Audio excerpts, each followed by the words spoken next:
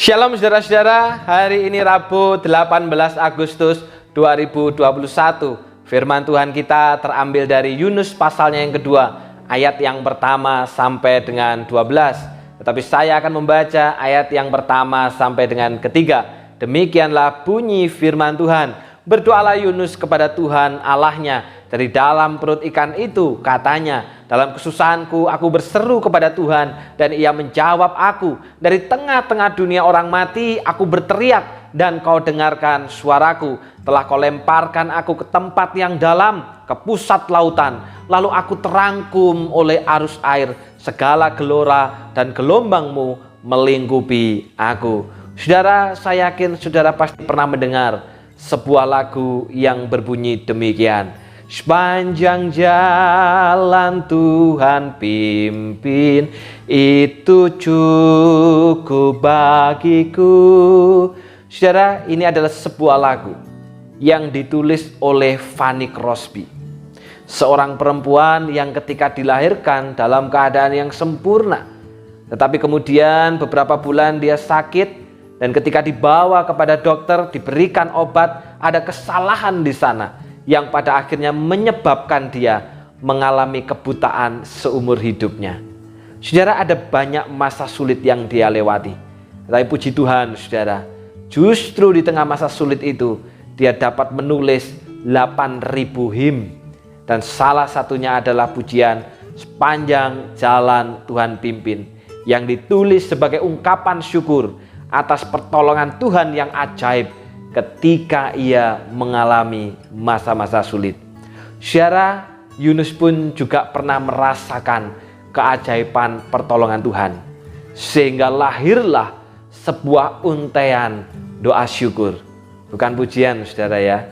Kalau lagu Yunus di perut ikan pam pam pam, itu kita yang buat, bukan Yunus. Karena kan tidak mungkin pada waktu itu sempat Yunus membuat sebuah lagu atau menciptakan sebuah lagu karena kengerian yang dia alami. Kisah Yunus, saudara, diawali dengan panggilan Tuhan kepadanya agar pergi ke Niniwe, sebuah kota yang besar, untuk menyerukan pesan Allah oleh sebab kejahatan mereka. Tetapi sekali lagi, saudara, menariknya bagaimana panggilan ini tidak diresponi dengan sikap seorang nabi yang segera pergi untuk menjalankan tugasnya. Justru, saudara, firman Tuhan mencatat bagaimana Yunus bersiap bukan untuk pergi ke Niniwe, melainkan melarikan diri ke Tarsis, jauh dari hadapan Tuhan. Itulah yang Yunus lakukan.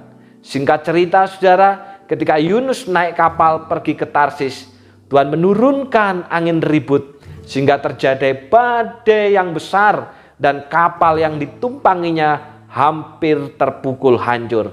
Akhirnya setelah kena undi, saudara, dilemparkanlah Yunus ke laut. Saudaraku, bila kita hanya membaca pasal pertama, tentu kita berpikir bahwa kisah Yunus berakhir menyedihkan. Karena menolak kehendak Allah, karena menolak tugas daripada Allah, ia harus menanggung resiko, yaitu kematian. Kita lalu menarik kesimpulan bahwa setiap orang yang berani menentang Tuhan harus siap berhadapan dengan resiko hidup yang berakhir tragis.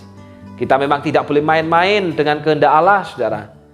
Tetapi ternyata kisah Yunus masih berlanjut karena rencana Allah masih harus dilakukannya.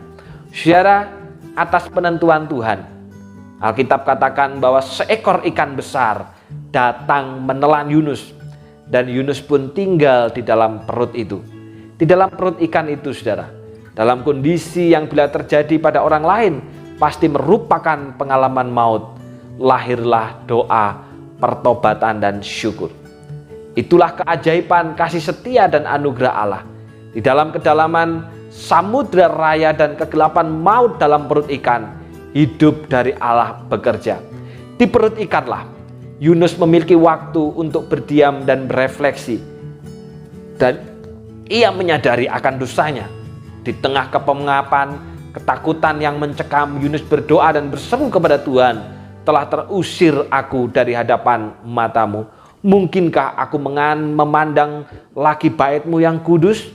satu jeritan penyesalan dan permohonan agar ia bisa diterima kembali, agar ia diperkenankan untuk kembali melayani. Di dalam perut ikanlah Yunus diperhadapkan pada kemahakuasaan Tuhan sehingga membuatnya bertekuk lutut, dan pada akhirnya lahirlah ucapan syukur dan tekad untuk membayar nasarnya kepada Tuhan. Dan akhirnya Tuhan pun memerintahkan ikan besar itu untuk memuntahkan Yunus. Saudara, pernahkah kita menyadari terkadang Tuhan memiliki cara yang unik dan pribadi dan berbeda-beda antara umat yang satu dengan umat yang lainnya.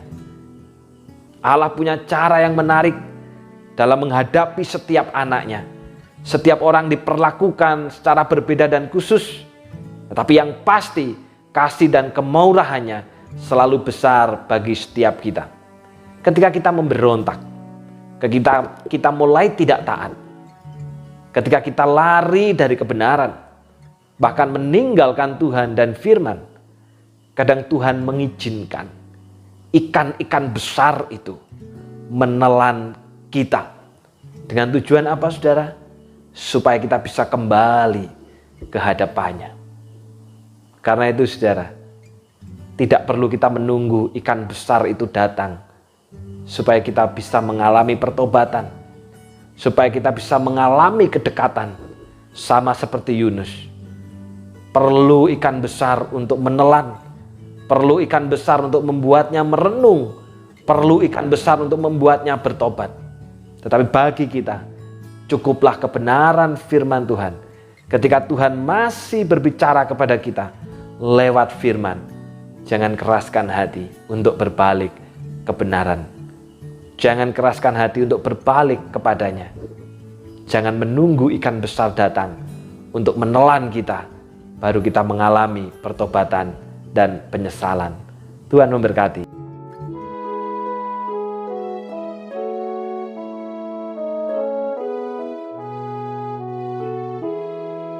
Sepanjang jalan Tuhan pimpin, itu cukup bagiku.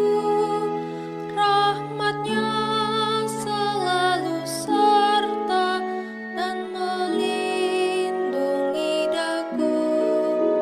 Penghiburan dari surga jika Tuhan sertaku.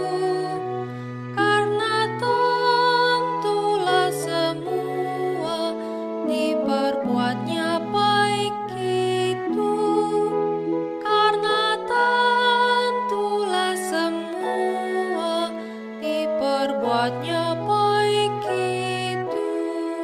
Sepanjang jalan Tuhan pimpin, meski jalanku tak senang, diberi rahmat dalam ujian, roti hidup tak kurang.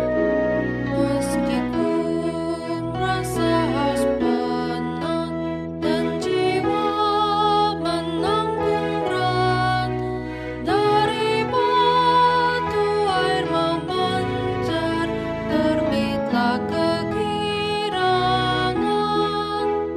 Dari batu air memancar, terbitlah kegirangan. Mari kita berdoa. Terima kasih Bapa untuk firman-Mu pada pagi hari ini, yang mengingatkan kami Tuhan, bahwa cukup dengan kebenaran firman Tuhan. Maka biarlah kami bertobat, biarlah kami berbalik, biarlah kami kembali kepada Engkau.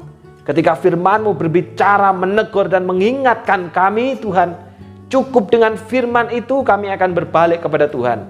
Tidak perlu kami menunggu datangnya ikan besar yang menelan kami, yang membawa kami dalam persoalan, kesulitan, kesedihan, sehingga pada akhirnya kami mengalami pertobatan dan penyesalan. Cukup dengan kebenaran Tuhan saja. Ketika kami melakukan kesalahan, biarlah kami segera berbalik kepada kebenaran. Mampukan kami, mampukan umat-Mu. Dan hamba-Mu mengingat Tuhan, kami bersyukur apabila pada hari kemarin bangsa dan negara kami telah merayakan, memperingati kemerdekaannya 76 tahun. Tuhan telah memberikan kemerdekaan kepada bangsa ini. Tetapi kami sadari Tuhan, masih ada banyak penjajahan-penjajahan yang tanpa kami sadari terjadi di negeri ini. Kiranya Tuhan tolong supaya kami benar-benar menjadi bangsa yang merdeka. Dan kiranya Tuhan terlebih pada saat ini, ketika bangsa kami berjuang melawan pandemi COVID-19, kiranya Engkau menolong Bapak Presiden Jokowi bersama dengan para menteri, bersama dengan staf, bersama dengan seluruh jajaran yang ada, bersama dengan para pemimpin-pemimpin, mulai daripada gubernur sampai dengan tingkat RT RW, supaya kami bersatu, bukan untuk saling menjatuhkan, bukan untuk saling mencela, tetapi sebaliknya kami bersatu padu untuk menghadapi COVID ini, sehingga persoalan COVID ini dapat segera diatasi di bumi Indonesia ini. Mengingat juga Tuhan untuk mereka yang berprofesi sebagai dokter, sebagai perawat, sebagai tenaga medis yang berada di garda terdepan untuk berjuang melawan pandemi ini. Tuhan tolong, mereka telah meninggalkan keluarga, mereka bahkan meninggalkan kegiatan-kegiatan yang menyenangkan untuk mengabdi kepada bangsa dan negara. Kiranya Tuhan menjagai mereka, Tuhan memberikan kesehatan kepada mereka, bahkan seluruh keluarganya pun juga Tuhan pelihara. Di tengah-tengah kami juga ada Kevin yang berprofesi sebagai dokter. Oh Tuhan, Kau pelihara Kevin, Kau berikan kekuatan kepada dia di dalam imannya, di dalam pengabdiannya. Tuhan jagai, Tuhan berikan kesehatan dan kekuatan yang dari surga. Terima kasih Bapa. Sementara seluruh jemaat saat ini vaksinasi sedang dibuka selebar-lebarnya, baik untuk yang dosis pertama maupun dosis kedua. Kiranya seluruh jemaat dapat menyambut dengan antusias sebagai bentuk kami turut serta untuk dapat menghadapi, untuk mengendalikan pandemi yang sedang terjadi. Terima kasih Bapa. Inilah doa dan permohonan kami. Dalam nama Tuhan Yesus kami sudah berdoa. Amin. Saat teduh kita pada hari ini selesai. Tuhan memberkati.